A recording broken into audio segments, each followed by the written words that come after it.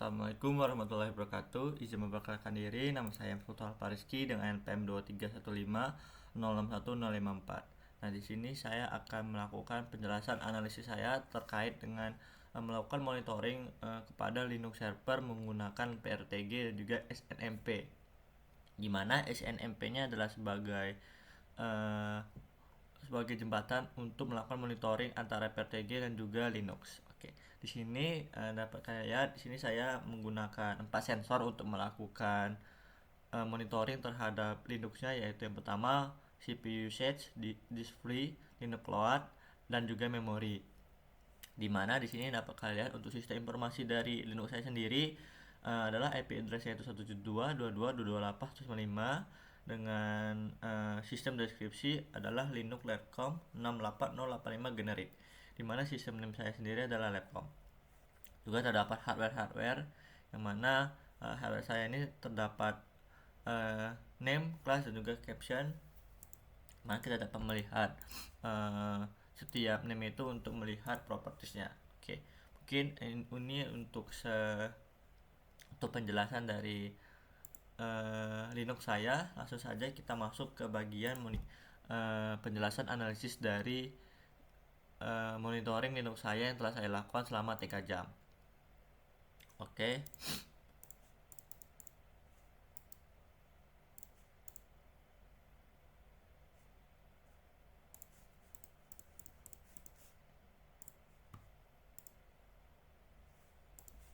Nah, oke, di sini untuk yang pertama di sini kita di sini terdapat report dari CPU usage yang telah saya lakukan. Di mana CPU usage yang telah saya lakukan ini dia report time-nya itu ada dari jam 19 sampai jam 22, di mana dilakukan selama 3 jam untuk melakukan monitoringnya sendiri, di mana untuk sensor tipenya sendiri ada SNMP CPU usage, di mana intervalnya itu 60 detik sekali atau setiap 1 menit sekali. Nah, lalu di sini untuk analisisnya sendiri, mari di fase awal dia terlihat di sini di grafiknya sendiri dia menunjukkan bahwa overallnya itu melonjak dari stabil, di mana setiap 1% penggunaannya. Di sini dapat dilihat bahwa overall usage-nya itu just 1% untuk awal-awal. Lalu di sini terdapat lonjakan yang cukup signifikan, yaitu tiba-tiba dia menjadi 3%, di mana menjadi 3% ini, dan juga di sini dapat dilihat bahwa core 0-nya dari 7%, di core 1 juga dari 6%.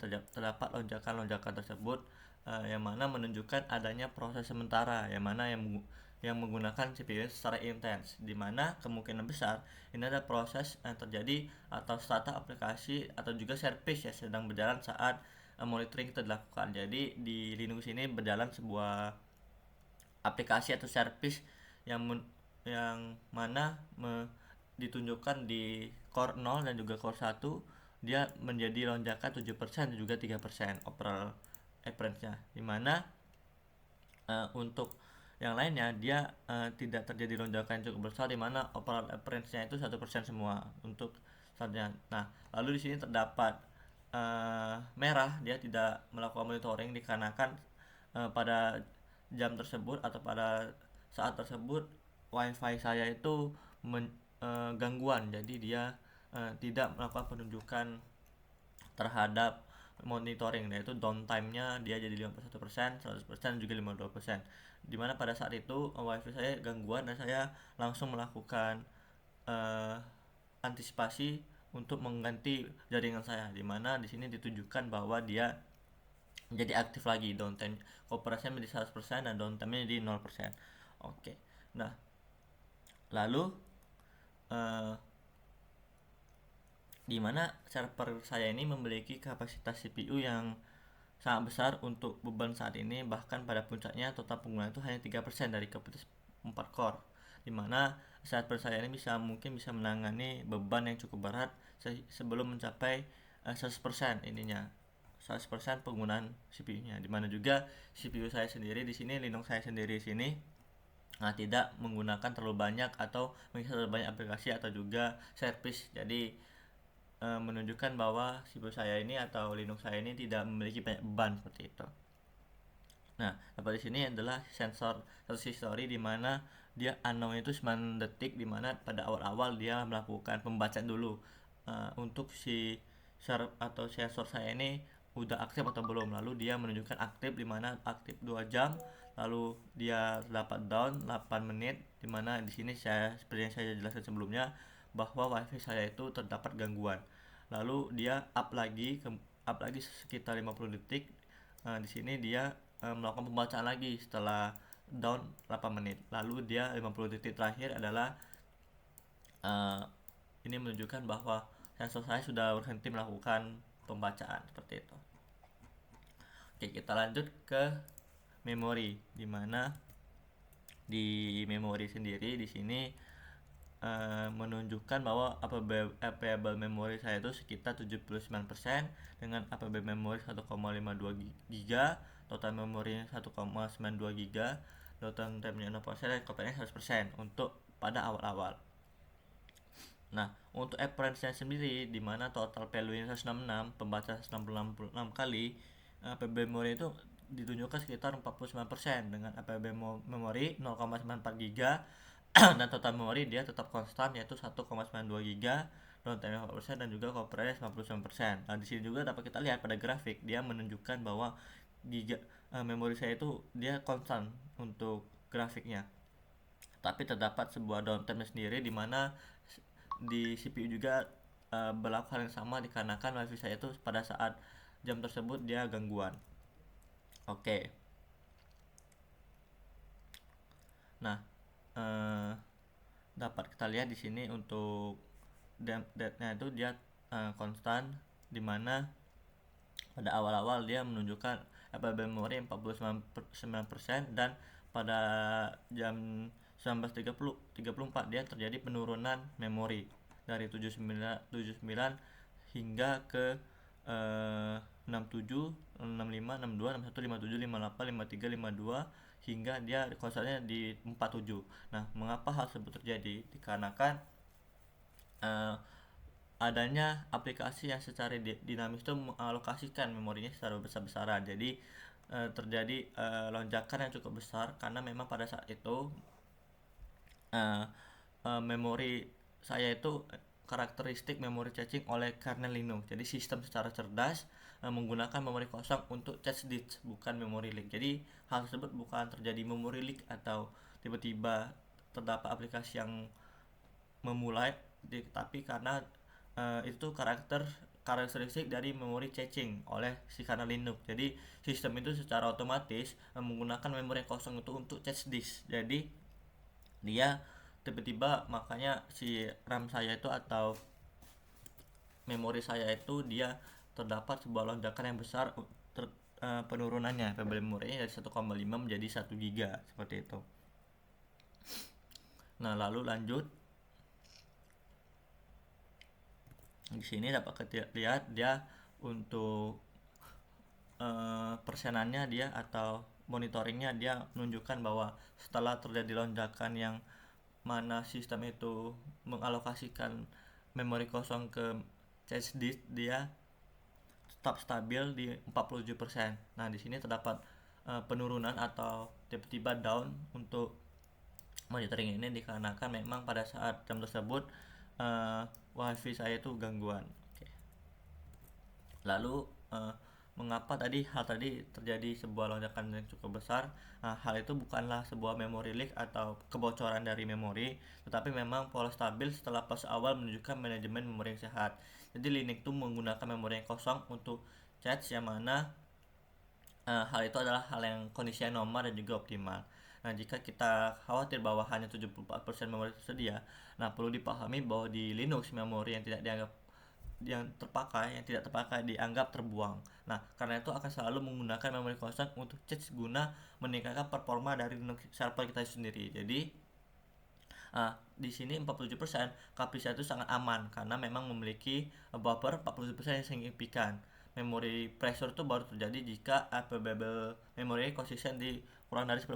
Jadi ketika available memorinya itu kurang dari 10%, dia baru menunjukkan bahwa Linux ini memorinya itu terpressure seperti itu. Oke, kita lanjut ke disk free. Dimana disk free ini sendiri dapat kalian lihat untuk report time-nya dia sama dari jam 19.17 sampai jam 22.17, yaitu selama 3 jam dengan tipe sensor SNMP disk free versi 2. Lalu terdapat uptime-nya itu 95%, lalu dia down-nya cuma 5%, sama seperti sebelumnya dikarenakan wifi saya itu gangguan. Oke, sampai di sini dapat kita baca grafiknya sendiri, yaitu ada di total space-nya itu ada di sekitar 23,5 untuk total space. Lalu untuk downtime-nya sendiri dia tidak terus terjadi lonjakan besar seperti sebelum-sebelumnya juga. Lalu untuk free space-nya itu dia terdapat di sini.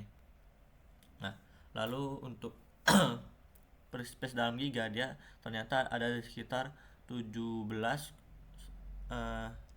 hampir mendekati 18. Oke. Sini dapat kita lakukan dimana dia ternyata membaca selama 167 value. Mana untuk average sendiri free space saya itu 76% dengan free space 18 GB dengan total space 23 GB, downtime yang persen juga coverage 99%. Oke, di sini dapat kalian lihat bahwa free space saya itu ternyata dia konstan atau konsisten lah di 18 GB.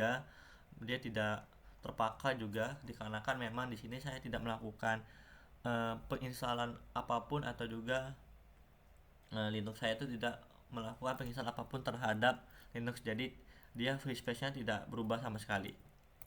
Oke.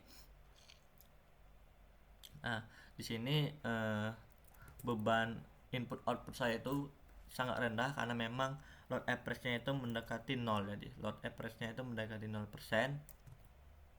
Nah, lalu untuk dengan pola penggunaan saat ini bahwa saya itu 6% per jam, server itu masih aman, bahkan berbulan-bulan tanpa perlu penambahan storage, karena memang di sini saya tidak membutuhkan penambahan storage dikarenakan memang saya belum menginstal apapun terhadap server Linux saya sendiri. Nah, lalu untuk 76% threshold itu tetap aman karena memang untuk threshold yang kritis biasanya terdapat di 10-15% di Linux itu sendiri. Jadi performa saya itu masih aman pada 76%. Oke. Kita lanjut ke Linux Load Appearance. Oke. Di sini dapat kalian lihat Linux Load Appearance sendiri dia sama untuk pembacaannya kita menggunakan sensor tipe Linux Load Appearance. Di mana di sini dapat kita lihat bahwa terjadi lonjakan yang cukup signifikan di jam 19.31 sampai 19.32, di mana dia dari 0,01 menjadi 0,21. Oke. Lalu kita lihat juga yang lainnya. Oke, yang lainnya dia lonjakannya tidak cukup besar, dia konsisten di sekitar 0,3. Oke, di sini load appearance itu mempresentasikan rata-rata proses dalam satu running atau interruptible sleep yang biasanya menunggu input output per interval waktu. Nah, untuk sistem 4 core saya seperti ini, dia tuh kalau kurang dari 4,0 dia tuh ternyata masih sehat kondisinya kalau dari 0 kurang dari 4. Lalu kalau lebih dari 4 ternyata dia tuh memulai terjadi antara proses. Kalau lebih dari 8 dia tuh sistem tuh mengalami bottleneck yang serius. Di sini dapat kalian lihat bahwa semuanya itu kurang dari 0,4 kurang dari 4,0, dimana di sini menunjukkan 0,0.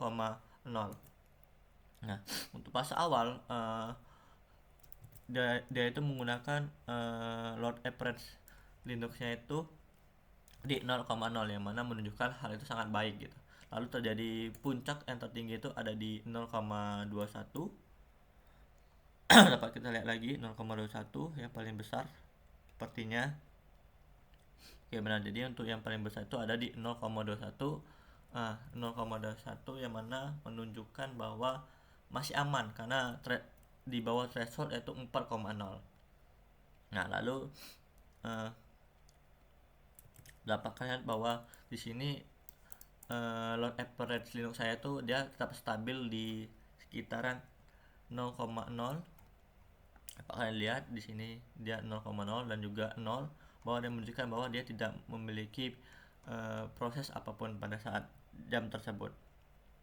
Oke, lalu kenapa dia kurang dari 0,01 seperti itu, 0,1? Nah, karena memang tidak ada proses yang menghambat, yang mana dia tuh membutuhkan penungguan CPU. Jadi tidak ada bottleneck juga di input output juga, karena tidak ada proses dalam uninterruptible sleep, di mana server saya itu memiliki kapasitas cadangan yang cukup besar, karena memang saya tidak menginstal aplikasi atau juga service apapun di dalam server Linux saya sendiri.